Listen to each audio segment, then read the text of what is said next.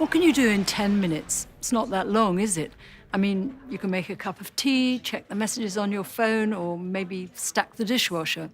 Well, as you're about to see, it's also all the time that crooks need to ruin the lives of car owners up and down the country.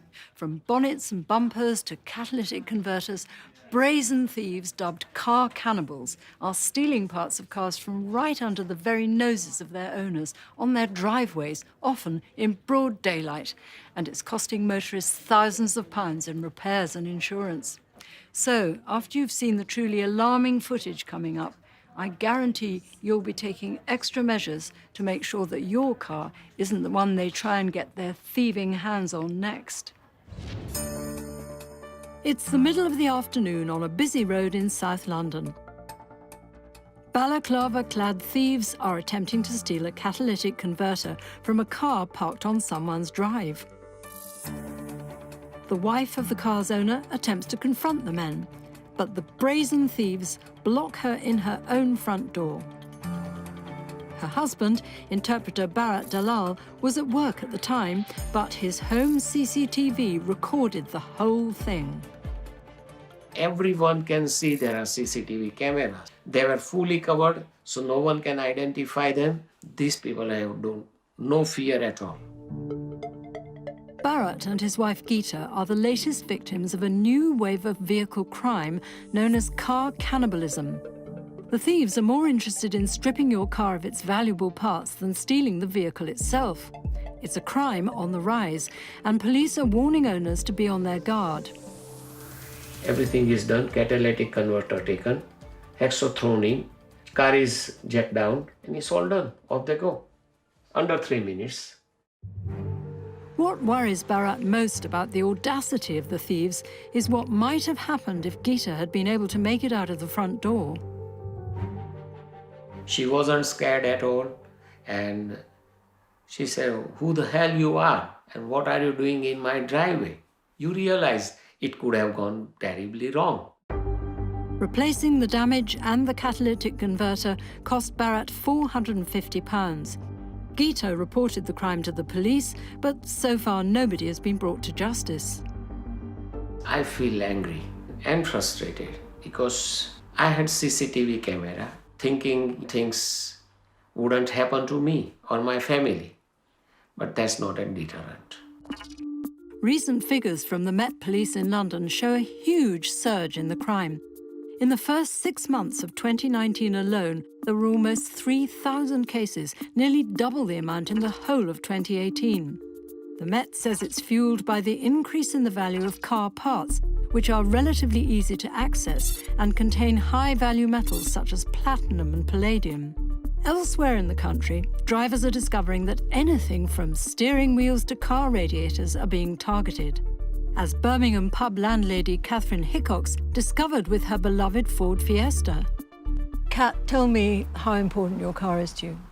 I would take my children to school. They would need hospital appointments, so it would be used for that. It would be used to go on holidays, shopping, like any normal family car. That's how it would be used. For 4 years, Catherine parked her vehicle without incident in the customer car park at the pub where she lives and works. However, one morning, all that changed. Tell me what happened. So it was about 6 o'clock in the morning. My mum texted me and she was driving past going on her way to work. She said that something had happened to my car. I went and had a look and saw what I have never seen before. I couldn't even describe the feelings that were going through my mind. So what was the sight that met your eyes, as it were?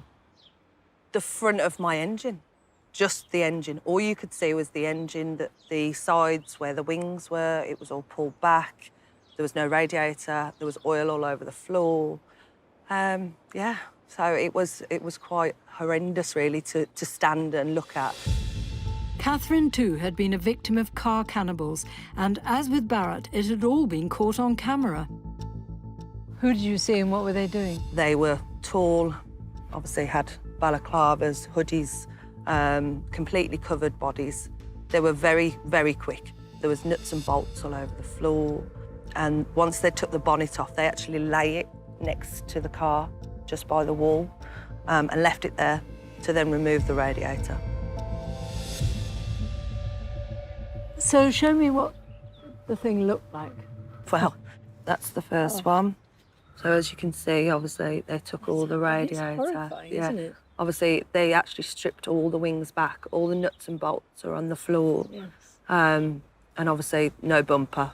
That must have been disturbing. It was. It's quite frightening looking, isn't it?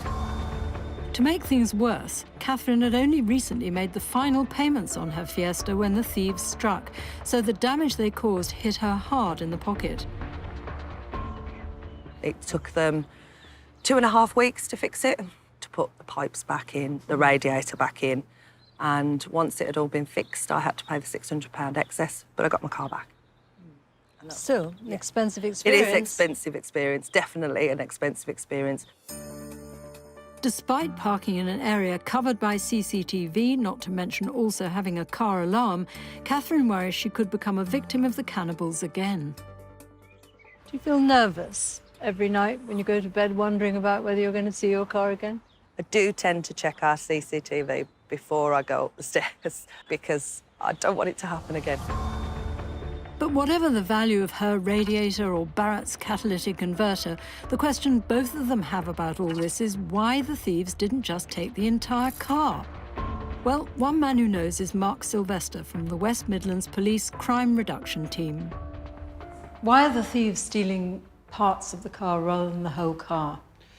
To steal the whole car, you're then left with the vehicle. You've got to do something with it. You've got to take it somewhere to commit the act of stripping the vehicle down. If it can be done on the street quickly, then they'll seize that opportunity. So not all the vehicle is of any use to them. They're after bonnets, they're after things that would be replaceable after a crash or some damage of some sort. And why is this happening more and more? There are more and more vehicles on the road. They're likely to be crashed or damaged. They need the parts. We can't rule out that parts are being sold nowadays with the internet, a global marketplace as well for vehicle components. What, you mean they're going abroad? Potentially. It's undoubtedly a worrying new trend. So Mark says there are a number of things all car owners can do to protect themselves. If you've got such a facility, then park the car within a garage. Park it in view of your house if you can, or other houses, but that sometimes doesn't necessarily always put people off. And make sure if so at night, then it's a fairly well-lit area. CCTV could put off the opportunist, but not necessarily always the case. Marking the parts of the vehicle could help deter thieves because they're traceable back to that particular car. Manufacturers do that, but also you can do that as a citizen. There are products out there for forensically marking your vehicle. Nick Roach works for one of the companies that do just that. His team applies a special marking ink to the components, which can't be rubbed away. The benefit of car marking is that it makes your vehicle less attractive to thieves. It's a danger to them. Something as simple as perhaps a light cluster or an oil pump with a marking on it becomes a piece of gold in that the police can trace that back to an owner and to a stolen vehicle. Whether that would have helped Catherine, we'll never know. But one thing we can be sure of, the day that cannibals paid her car a visit is one she'll never forget. Unfortunately, I don't think anybody will ever get caught for it, and that's the sad thing, because it's not fair, it's not right. Why should that happen? It shouldn't happen to anybody.